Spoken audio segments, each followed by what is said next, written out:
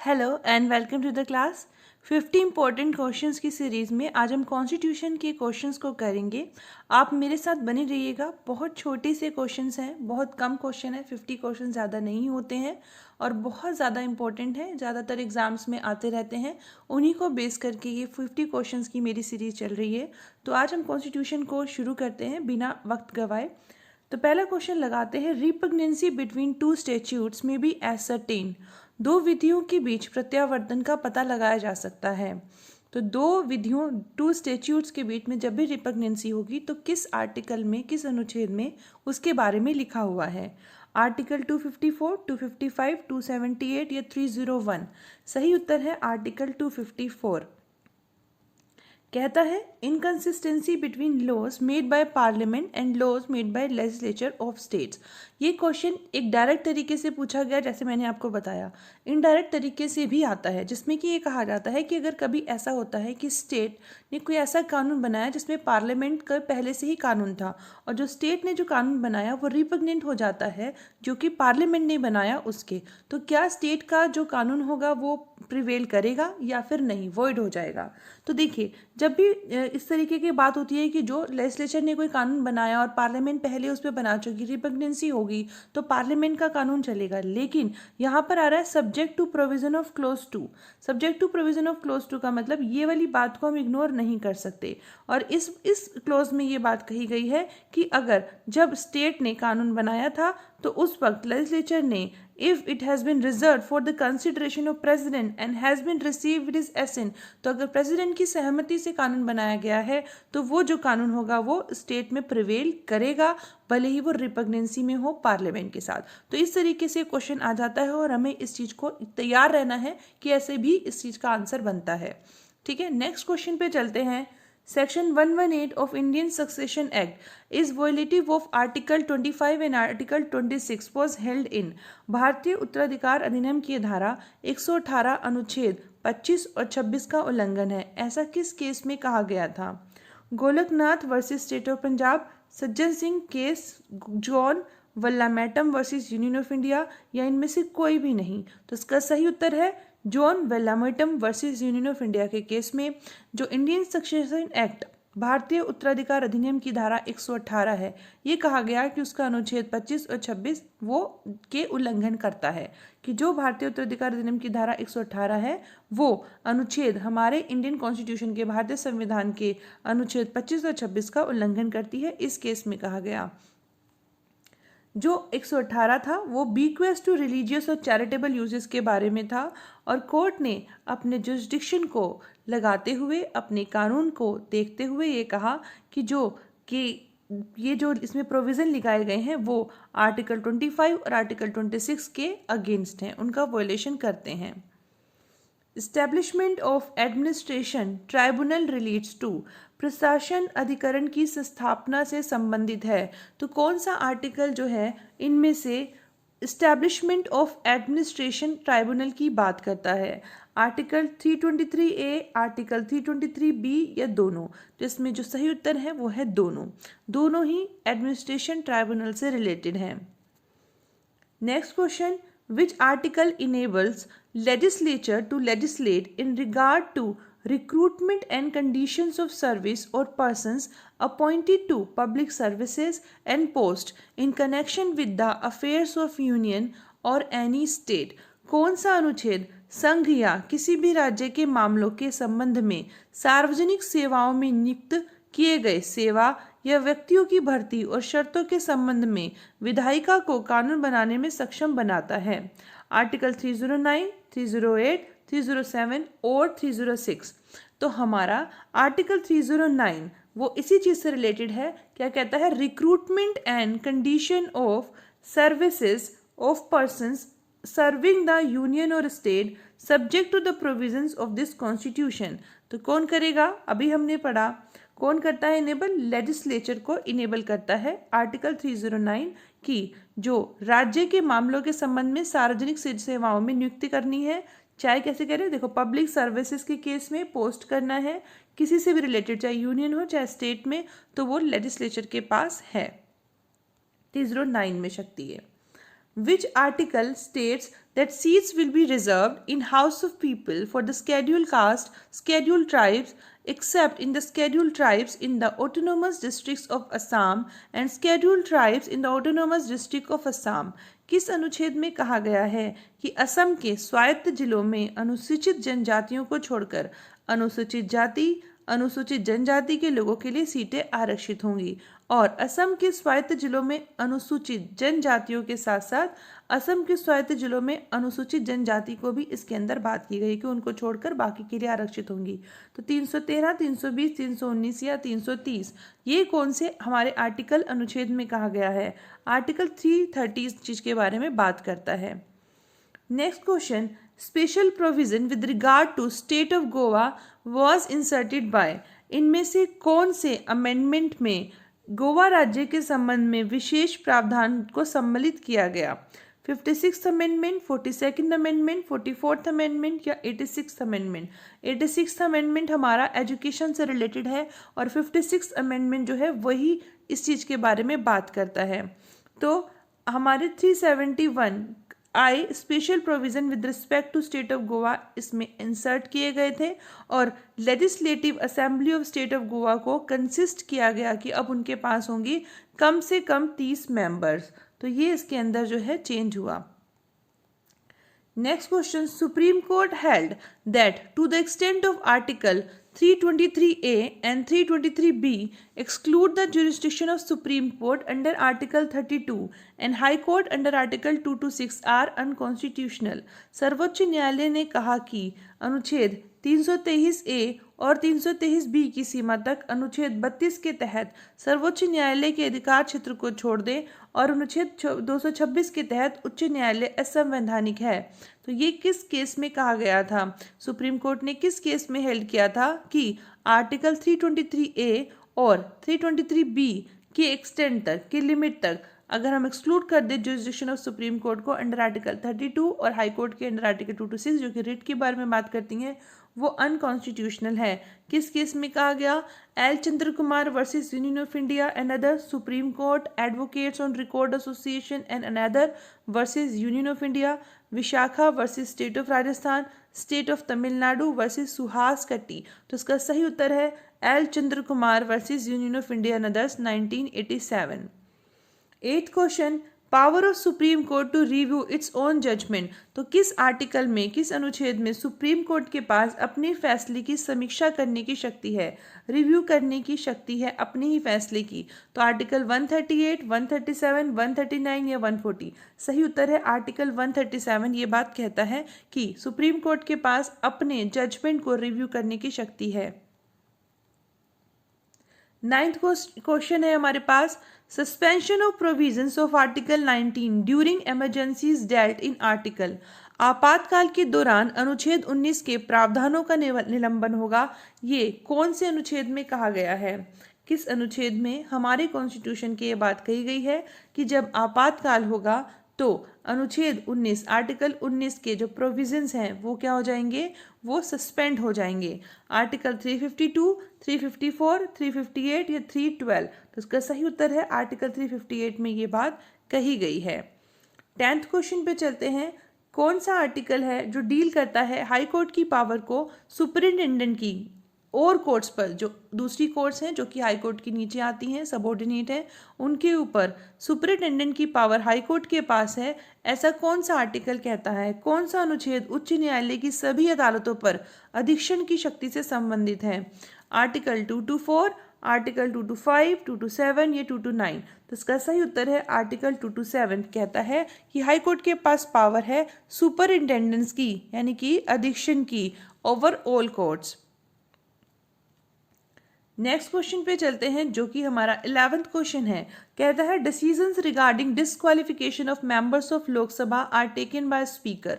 हमें अच्छे से पता है कि जो लोकसभा के सदस्यों की अयोग्यता के संबंध में निर्णय है वो लोकसभा के स्पीकर लेते हैं, लेकिन ये बात किस स्केड्यूल में कही गई है? 10, 9, 8 या 7? तो ये बात स्केड्यूल 10 में कही गई है कि जो डिसीजंस होंगे regarding disqualification of members of Lok Sabha वो लोकसभा के स्पीकर लेंगे।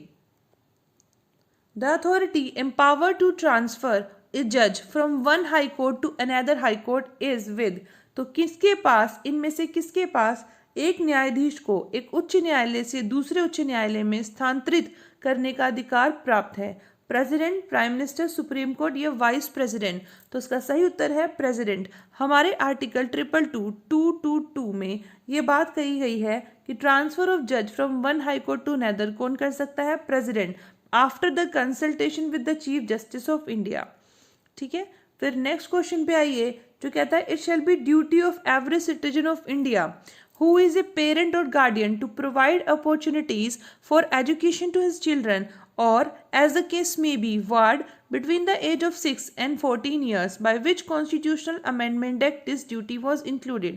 हमारे कॉन्स्टिट्यूशन में ये ड्यूटी, कौन सी ड्यूटी कि भारत के प्रत्येक नागरिक का ये कर्तव्य होगा जो अपने बच्चों की शिक्षा के अवसर प्रदान करने के लिए, अगर माता पिता हैं तो उनके बच्चे हो गए, अभिभावक हैं तो उनके वार्ड हो गए, जैसा भी मामला हो, 6 से 14 वर्ष की आयु की बात कर रहे हैं तो उनको जो है प्राइमरी एजुकेशन की अपॉर्चुनिटी मिले, ये उनका कर्तव्य है। ये किस संशोधन अधिनियम में इस कर्तव्य को शामिल किया गया? 42nd amendment, 44th amendment, bye 86th amendment या 92nd अमेंडमेंट? और मैंने अभी बताया आपको एजुकेशन से रिलेटेड है हमारा 86th amendment. The proposal to prefer charge against the President of India should be moved by at least of the total number of members of। Bharat के राष्ट्रपति के खिलाफ आरोप को प्राथमिकता देने का प्रस्ताव कम से कम कुल सदस्यों की संख्या से स्थानांतरित किया जाना चाहिए।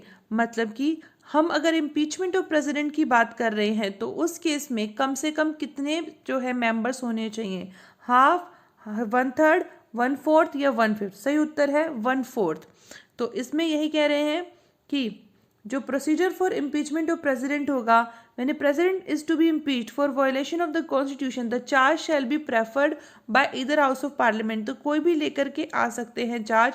proposal to prefer such charges contained in a resolution which has been moved after at least 14 days notice in writing signed by not less than 1/4 of total number of members of the house has been given of their intention to move the resolution। तो इतने members तो होने जरूरी हैं, 1/4। Next पे चलते हैं। Judicial review of 9th schedule of constitution of India has been permissible by. संविधान की 9वीं अनुसूची की न्यायिक समीक्षा स्वीकार्य है। किस केस में ये बात कही गई?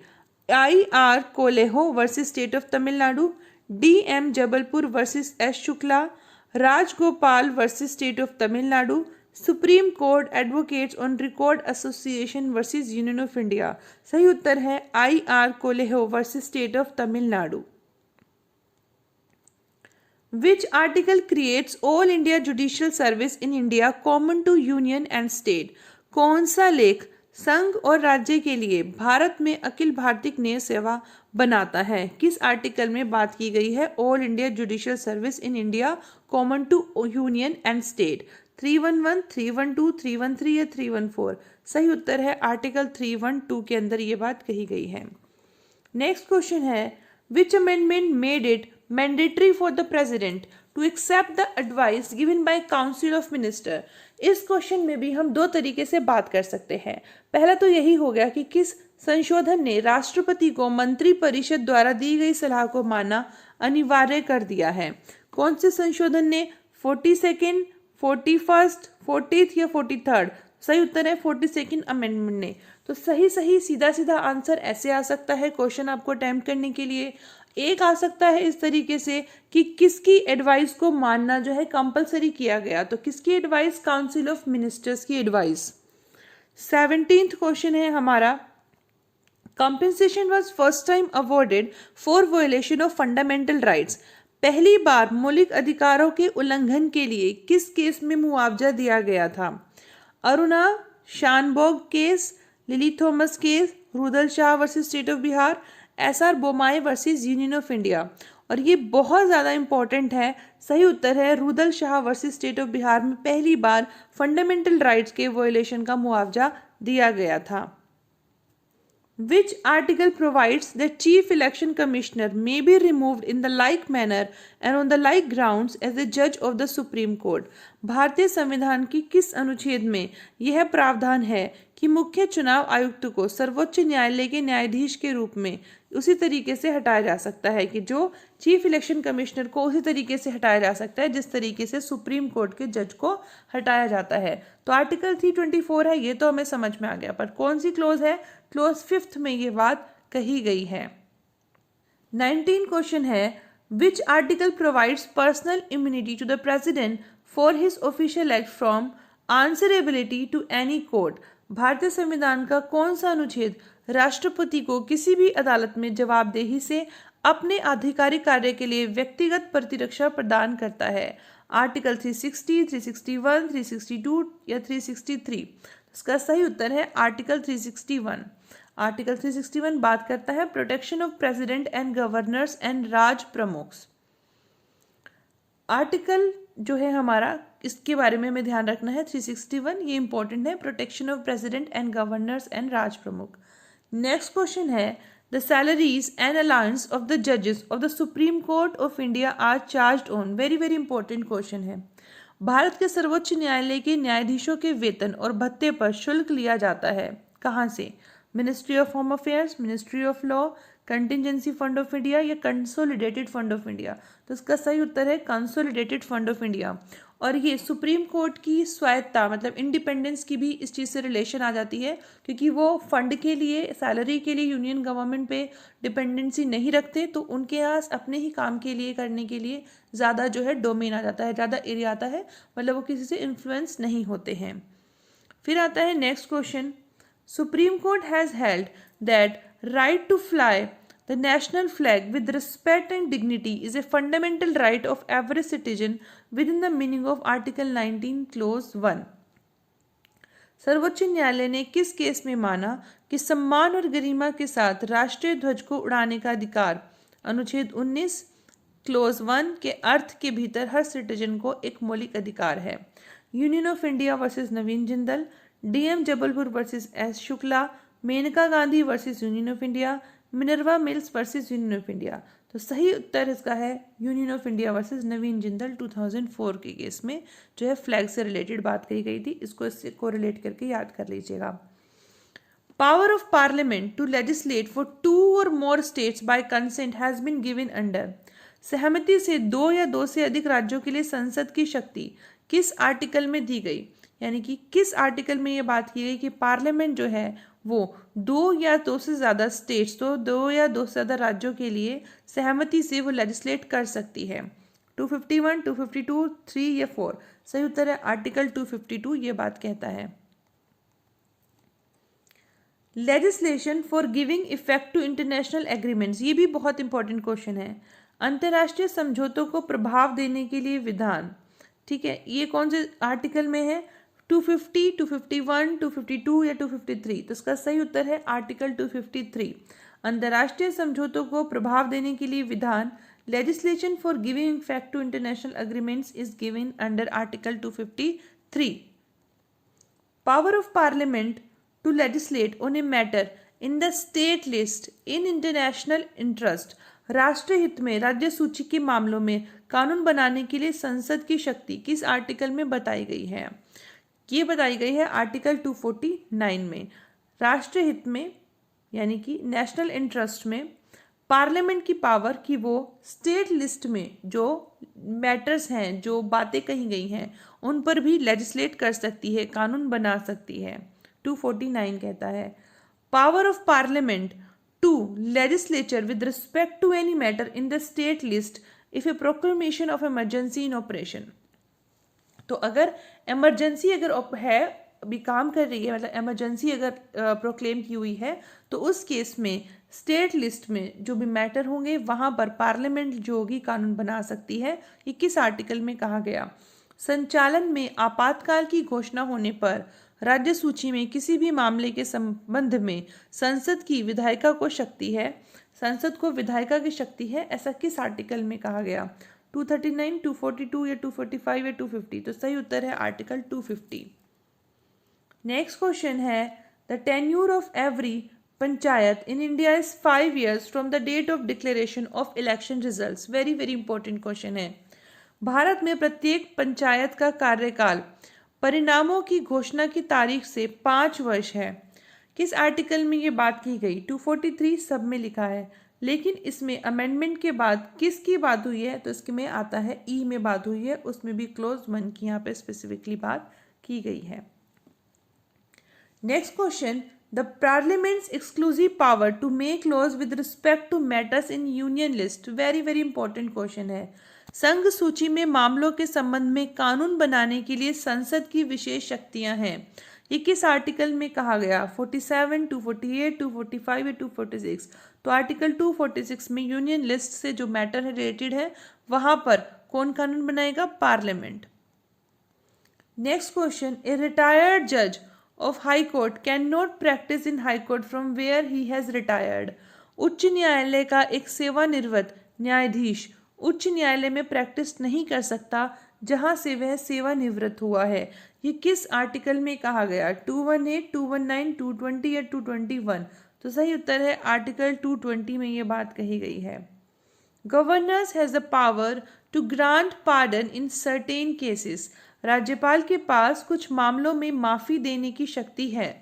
कौन सा आर्टिकल कहता है? ये भी बहुत इंपॉर्टेंट है। आर्टिकल 161 इस बात को कहता है। Power of government to grant pardons etcetera and to suspend, remit और commute sentence in certain cases. Supreme Court held that article 22 as ugly provision of constitution. Supreme Court ने अनुच्छेद 22 को संविधान के बदसूरत प्रावधान के रूप में रखा। किस केस में? A K Gopalan versus state of Madras, Maneka Gandhi versus union of India, Kesavananda Bharati versus union of India, Indira Sawhney versus state of Madras. सही उत्तर है A K Gopalan versus state of Madras. Next question है, Prafulla Kumar Mukherjee versus the bank of commerce 1947। ये भी बहुत ज़्यादा इंपॉर्टेंट है। किस चीज़ से रिलेटेड है? Pith and substance 21, colourable legislation article 14। तो इसका सही उत्तर है pith and substance. Doctrine of pith and substance से ये रिलेटेड है, जो कि one of the oldest theory है जो कि इंडिया में कॉन्स्टिट्यूशनल मैटर से रिलेटेड सॉल्व करने के लिए यूज होती है। इसके अंदर पिथ का मतलब होता है ट्रू नेचर और द एसेंस ऑफ समथिंग, और सब्सटेंस का मतलब होता है एसेंशियल पार्ट। इसका मतलब डॉक्ट्राइन का मतलब होता है most significant part of something in which it's true essence lies, यानी उसको तो हटा ही नहीं सकते हम। ए डिस्ट्रिक्ट जज इज अपॉइंटेड बाय। तो डिस्ट्रिक्ट जज को कौन अपॉइंट करता है? President, chief justice of high court, chief judicial magistrate या गवर्नर ऑफ स्टेट? सही उत्तर है डिस्ट्रिक्ट मजिस्ट्रेट को गवर्नर ऑफ स्टेट जो है वो अपॉइंट करते हैं। In which article the rule that no tax shall be levied except by authority of law is embodied? किस अनुच्छेद में नियम है कि कानून के अधिकार को छोड़कर कोई कर नहीं लगाया जाएगा? Very very very very very important है, मोस्ट इंपॉर्टेंट है article 265। Article gives preference to equity over law. तो किस अनुच्छेद में कानून से अधिक इक्विटी को वरीयता दी गई है? 140, 141, 142, 143? तो इसका सही उत्तर है 142 में प्रेफरेंस दी गई है इक्विटी को over law. 35, every state to provide adequate facility for instruction in. किस लैंग्वेज की बात हो रही है कि प्राइमरी स्टेज ऑफ एजुकेशन में किस लैंग्वेज में इंस्ट्रक्शन होंगे? कहा गया है इंग्लिश में, मदर टंग में, हिंदी में या इनमें से कोई भी नहीं। तो इसका सही उत्तर है मदर टंग में इंस्ट्रक्शन होंगे, ऐसा कहा गया है। और इसके लिए हमारे पास आर्टिकल है 350A। ठीक है, कौन सा आर्टिकल है? 350A। Participation of workers in management of industries enumerated इन।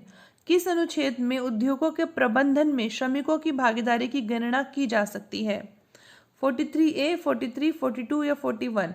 तो सही उत्तर है 43A। Participation of workers in management of industry enumerated किया गया है 43A में।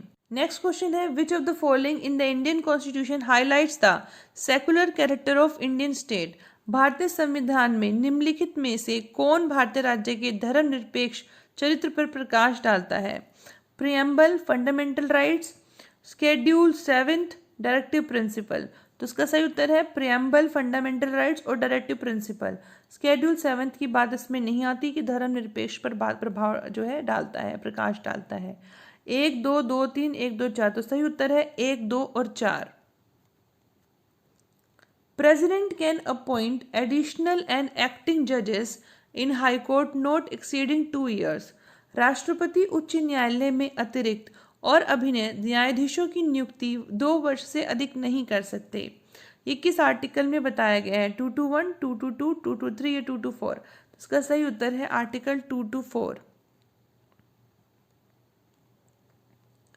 Governor of India and governor of state में बी सू और बी सूड बाय।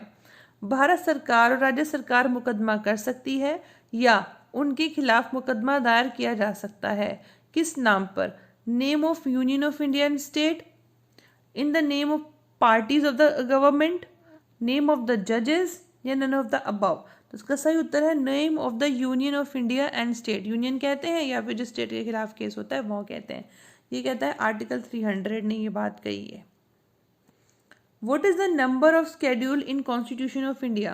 तो भारत के संविधान में अनुसूचियों की संख्या कितनी है? 8, 10, 12, 14 में पता है 12 अनुसूचियां हैं। Through which of the following amendments the voting age was reduced from 21 years to 18 years for the Lok Sabha and Assembly election? निम्नलिखित में से किस संशोधन के माध्यम से लोकसभा और विधानसभा चुनाव के लिए मतदान की आयु 21 वर्ष से घटाकर 18 वर्ष कर दी गई है? 42nd, 52nd, 61st या 73? तो सही उत्तर है 61st अमेंडमेंट के बाद 21 वर्ष से हटाकर 18 वर्ष कर दी गई मतदान की आयु। Provision of maternity relief are covered under. मातृत्व राहत का प्रावधान किस आर्टिकल में है? 41, 42, 43, 44? तो सही उत्तर है आर्टिकल 42 में। Comptroller and auditor general of India. तो comptroller and auditor general of India Bharat के नियंत्रक और महालेखा परीक्षक, तो ये कौन से आर्टिकल में कहे गए हैं? 42, 44, 47, 48? तो इसका जो प्रावधान है वो 148 में है। S R Bommai versus union of India is related to. तो एसआर बोमाए बनाम भारतीय संघ, तो ये कौन से जो है बात से रिलेटेड है जो हमने सामने आपके सामने बात लिखी हुई है? कॉन्स्टिट्यूशनल फेडरल है, यूनिटरी है, दोनों है, फ्लेक्सिबल है? तो कॉन्स्टिट्यूशनल फेडरल है। ये बात S R Bommai versus union of India के केस में कही गई थी, बहुत ज़्यादा इंपॉर्टेंट है ये। Which article of Indian constitution deals with constitutional amendments. तो अभी तक हम अमेंडमेंट्स की बात कर रहे हैं, तो कौन सा अनुच्छेद है जो अनुच्छेद संवैधानिक संशोधनों से संबंधित है? क्या कहता है कि संवैधानिक संशोधनों के से संबंधित कौन सा अनुच्छेद है? 352, 76, 368? बहुत इंपॉर्टेंट कोई ये भी आर्टिकल 368। द कॉन्स्टिट्यूशन में be called constitution of India. इस संविधान को भारत का संविधान कहा जा सकता है। ये बात कौन से आर्टिकल में कही गई है? 391, 392, 393, 394? आर्टिकल 393 में ये बात की गई है। नेक्स्ट क्वेश्चन है आर्टिकल 13 डज नॉट इंक्लूड। तो आर्टिकल 13 में क्या बात नहीं आती? गवर्नमेंट ऑर्डर आता है, नोटिस नोटिफिकेशन आता है, सर्कुलर नहीं आता है। ठीक है, तो आर्टिकल 13 ये कहता है in this article unless the context otherwise requires law includes any ordinance, order, bylaw, rule, regulation, notification, custom, usages having in the territory of India the force of law. Laws in force includes laws passed और made by legislature और the competent authority in the territory of India. तो इसके अंदर आ गया circular order जो है नहीं आते, गवर्नमेंट सर्कुलर इसमें नहीं आते। Constitutional safeguards to public servant. लोक सेवकों को संवैधानिक सुरक्षा किस आर्टिकल में दी गई? 311, 310, 39, 308? तो इसका सही उत्तर है 311, लोक सेवकों को संवैधानिक सुरक्षा। Definition of various terms of constitution are included. संविधान की विभिन्न शर्तों की परिभाषा कौन से आर्टिकल में दी गई है? 62, 64, 66, 67? तो सही उत्तर है आर्टिकल 366 में ये दी गई है। Right to shelter is a fundamental right. तो आश्रय का अधिकार एक मौलिक अधिकार है। ये किस केस में कहा गया? शाहबानो बेगम केस में बिल्कुल नहीं। Prabhakaran Nair versus state of Tamil Nadu, MC Mehta versus union of India, Rajagopal versus state of Tamil Nadu, सही उत्तर है Prabhakaran Nair versus state of Tamil Nadu में कहा गया कि right to shelter fundamental right है, बहुत इंपॉर्टेंट है ये भी। और अब हमारा जो क्वेश्चन है ये भी, carry forward rule has been held in, तो कैरी फॉरवर्ड रूल कौन से केस में हेल्ड किया गया था?